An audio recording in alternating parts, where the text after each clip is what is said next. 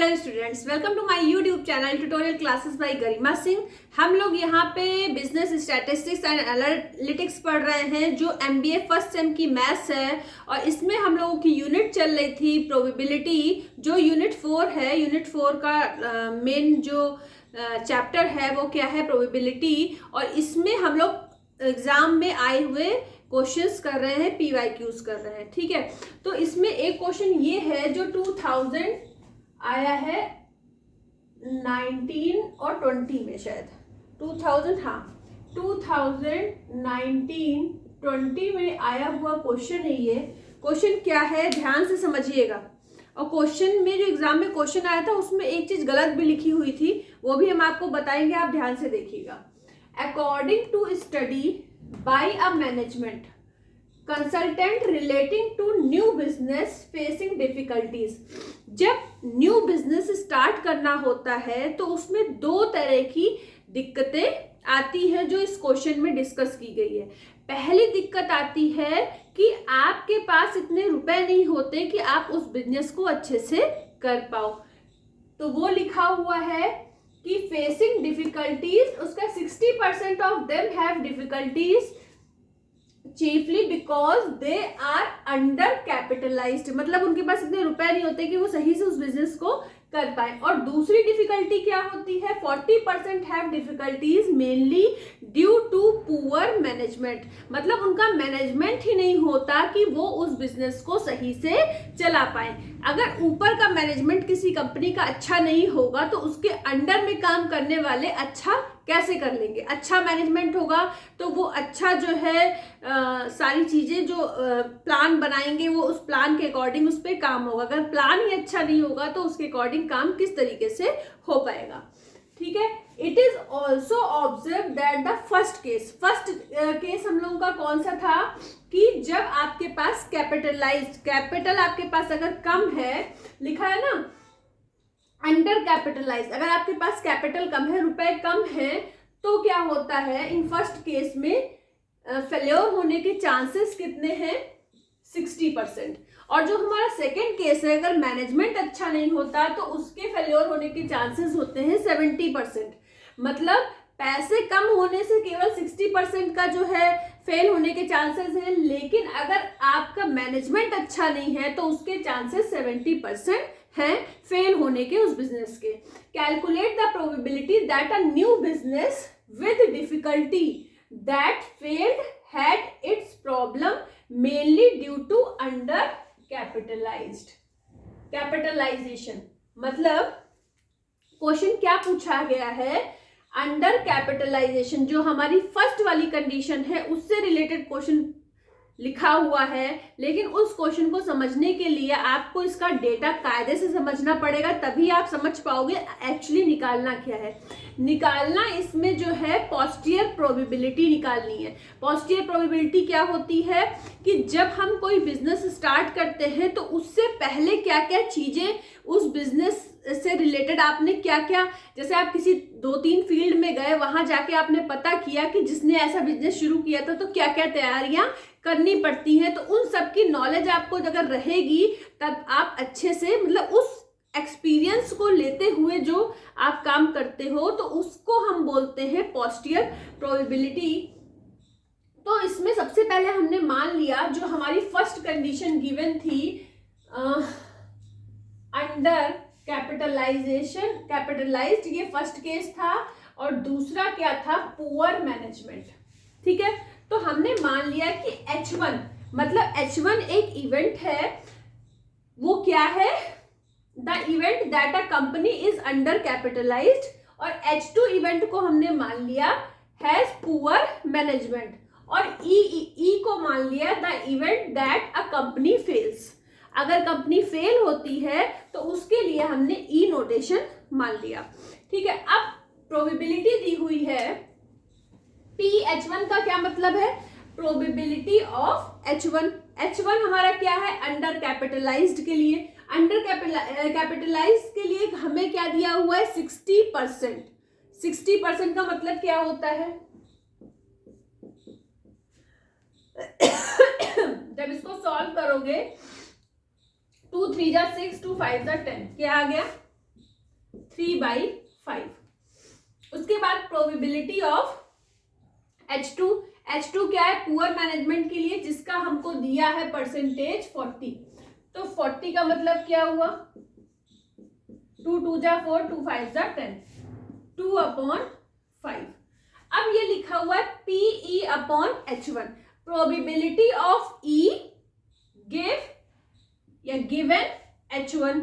ठीक है, probability of E given H1।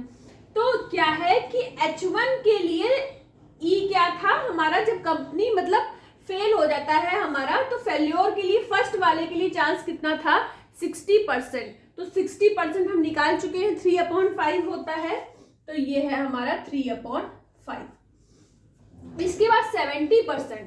अब 70% का क्या मतलब हुआ? सीधे सीधे हो गया 7/10। क्या हो गया? हमें यहाँ पे लिखना चाहिए 7/10। ठीक है, लेकिन हुआ क्या? क्वेश्चन में यहाँ पे जब एग्जाम में सेमेस्टर एग्जाम हुआ तो यहाँ पे तो 70% लिखा हुआ है, लेकिन जब हमने उसका सॉल्यूशन देखना चाहा कि भाई ये आंसर जो सेमेस्टर एग्जाम में मतलब जो चाहते हैं एग्जामिनर आंसर, उन्होंने यहाँ पे तो 70% दिया हुआ है, लेकिन इस जगह पे क्या यूज किया है रेशियो, वो हम आपको बता दें। इस जगह पे रेशियो उन्होंने यूज किया है 5/7, और इसी को लेके उन्होंने पूरी कैलकुलेशन की है। तो 5/7 अगर लिखा होगा तो यहाँ पे परसेंटेज क्या होना चाहिए, वो निकालने के लिए आप क्या करोगे? इसको डिवाइड करोगे।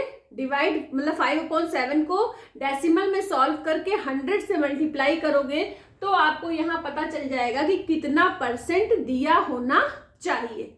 ठीक है, हमें तो अगर यहाँ 70% दिया हुआ है तो हमें 7/10 ले लेना चाहिए सीधे से, पर हमने हर जगह देखा है यहाँ पे 5/7 लिखा है, तो 5/7 के हिसाब से यहाँ पे क्या परसेंटेज होना चाहिए? या तो वो परसेंटेज चेंज हो जाए, या फिर अगर यहाँ 70% है तो यहाँ पे 7/10 होना चाहिए। लेकिन सब जगह क्या गिवन है? 5/7। यहाँ पे क्या? अच्छा हाँ, कहीं कहीं ऐसा भी पूछा गया है कि यहाँ सीधे फ्रैक्शन में दे दिया गया है, मतलब 5/7 ही दे दिया गया है, तो फिर कोई दिक्कत ही नहीं है। आप समझ गए? 5/7 ही हम लोग लेके चलेंगे, क्योंकि जो एग्जाम में आंसर आया है इन सारी चीजों से तो ये आया है। ठीक है, 7/10 को भी आप सॉल्व कर लो लेके, लेकिन हम 5/7 लेके चलेंगे, क्योंकि मुझे ये लग रहा है कि यहाँ पे ये परसेंटेज गलत लिखी हुई है। ठीक है, अब देखिए, तो हम यहाँ पे यही सारी चीजें लिख देते हैं। सबसे पहले यहाँ पे लिखिए H1, यहाँ पे हमने लिखा इवेंट्स और HI लिख दिया। I की जगह एक बार H1 हो गया, दूसरी बार H2 हो गया। फिर यहाँ पे क्या है? PH1, तो PH1 हमारा है 3/5 और PH2 है हमारा 2/5। फिर ये देखिए P, फिर ये है कंडीशनल प्रोबेबिलिटी। यहाँ थी प्रायर प्रोबेबिलिटी, अब ये है कंडीशनल प्रोबेबिलिटी। इस तरह की चीजों को कंडीशनल प्रोबेबिलिटी बोलते हैं। तो यहाँ पे H1 के लिए क्या है? 3/5, और हम ये वाली लेंगे 5/7 H2 के लिए। ठीक है, ज्वाइंट प्रोबेबिलिटी क्या होती है? मतलब ज्वाइंट प्रोबेबिलिटी, कंडीशनल प्रोबेबिलिटी का जो फॉर्मूला होता है हमारा, तो उसमें क्या होता है? This is equal to this into this. तो दिस इंटू दिस करोगे, ठीक है, यही तो होता है फॉर्मूला। यहाँ हम लिखे भी दे रहे हैं PH, अब ऐसे इंटरसेक्शन का साइन दिया हुआ है, तो कंडीशनल प्रोबेबिलिटी में क्या होता है? PH into PE/H। अब यहाँ पे अगर H1 है हमारा, तो यहाँ पे H1 हो जाएगा सब जगह। ठीक है, ये हो जाएगा। तो अब हमें क्या करना है? इन दोनों को इंटू करके यहाँ लिखना है। तो क्या हो जाएगा? 9/25। यहाँ पे क्या हो जाएगा? 10/35। ठीक है, अब ध्यान से देखिएगा, इस जो क्वेश्चन पूछा गया हमारा, क्या पूछा गया है? Calculate the probability that a new business with difficulties that failed. पर किस कंडीशन में फेल हो रहा है? मतलब क्या पूछा गया है? Had its problem mainly due to under capitalisation. अगर कैपिटल की कमी है आपके पास, तो आपका बिजनेस फेल हो रहा है तो ये चीज पूछी गई है, मतलब वो H1 के लिए बात कर रहा है, अंडर कैपिटलाइज्ड के लिए बात कर रहा है, इसके लिए पूछी गई है पोस्टियर प्रोबेबिलिटी। अगर यहाँ अंडर कैपिटलाइजेशन की जगह पे पुअर मैनेजमेंट होता तब पोस्टियर प्रोबेबिलिटी पूछी जा रही होती H2 के लिए, लेकिन पूछा है H1 के लिए। आप H1 के लिए भी निकाल सकते हो या दोनों के लिए निकाल दो, कोई भी फर्क नहीं पड़ रहा। अच्छा, सबसे पहले हम PE निकाल लेते हैं। टोटल प्रोबेबिलिटी निकालने के लिए क्या करेंगे, इन दोनों का सम, मतलब 9/25 प्लस 10/35। ठीक है, तो इसको सॉल्व करोगे तो आएगा 113/175।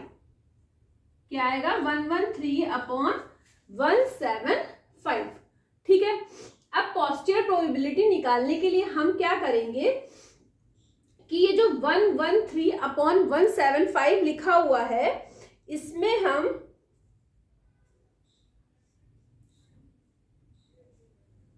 अब देखो, इसमें हमें करना क्या है कि 9/25 डिवाइडेड बाई टोटल हमारा क्या है 113/175।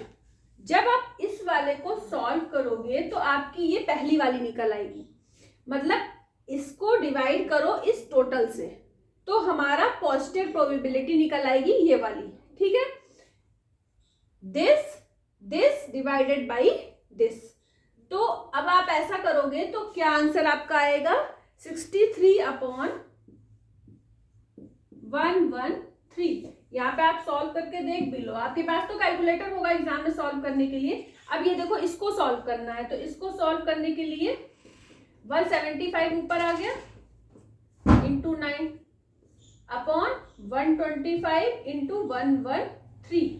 तो 113 तो देखिए ये अपॉन में लिखा हुआ है, और इन दोनों को सॉल्व करके 25 को इन दोनों से काट दीजिएगा या 5 से काटिएगा, तो ये सारी चीजें कट के मिल जाएगा 63। अब ये 9 है, ठीक है, तो इसका मतलब इन दोनों को काटने के बाद 7 मिलेगा। इसको काट के भी आप देख सकते हो, तो 7 मिलेगा। अब ऐसे ही 10/35 डिवाइडेड बाई 113/175, तो आंसर मिलेगा 50/113। पूछा गया था ये चीज, तो यही वाला आपका क्या है आंसर। ठीक है, समझ गए। अगर अंडर कैपिटलाइजेशन की जगह पे लिखा होता पुअर मैनेजमेंट, तब हमारा ये वाला पूछा गया होता पॉजिटिव प्रोबेबिलिटी। कई बार ये क्वेश्चन एग्जाम में पूछा गया, आप समझ गए।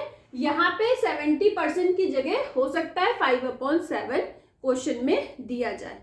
ठीक है, 5/7 लेके ही सॉल्व किया गया है सब जगह, तो हो सकता मेरे हिसाब से यही चीज गलत दी गई है। ठीक है, तो अगर आपको जानना है कि 5/7 की जगह यहाँ पे क्या परसेंटेज होना चाहिए, तो 5/7 को सॉल्व करके डेसिमल में लाइए, 100 से मल्टीप्लाई करिए और यहाँ पे वैल्यू पुट कर लीजिए। ठीक है, तो इस तरीके से हो गया आपका ये question number 8। Most important question है। इसी तरह की क्वेश्चंस आते हैं 10 नंबर में, ये 10 नंबर का क्वेश्चन है। 2 नंबर में तो बहुत ही छोटे छोटे क्वेश्चंस पूछे जाते हैं। समझ में आया हो लेक्चर? आया ही होगा, इतने अच्छे से समझाया है, तो लेक्चर को लाइक कर दीजिएगा और चैनल को सब्सक्राइब कर दीजिएगा। All the best to all of you, thank you.